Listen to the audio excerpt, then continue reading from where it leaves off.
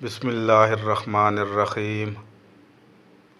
مشہور ساسانی بادشاہ نوشیروان عادل بہت انصاف پسند اور نیک بادشاہ تھا۔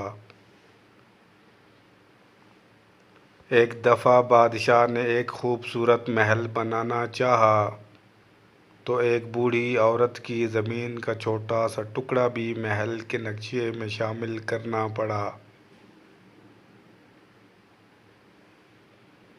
اس ٹکڑے کے نہ ملنے سے محل ٹیڑھا بن جاتا۔ نوشیروان نے اپنے وزیر کو اس بوڑھی عورت کے پاس بھیجا تاکہ زمین حاصل کی جا سکے، مگر بوڑھی عورت نے زمین کا وہ ٹکڑا دینے سے انکار کر دیا۔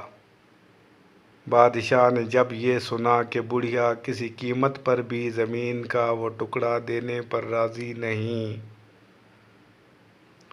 تو بادشاہ نے کہا محل ٹیڑھا ہی بنا دیا جائے۔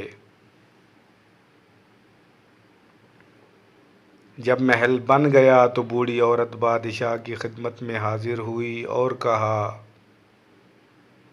بادشاہ سلامت، میری زمین حاضر ہے۔ بادشاہ نے کہا، اے بڑی بی، تم نے اس وقت کیوں نہ زمین دی جب میں نے مانگی تھی؟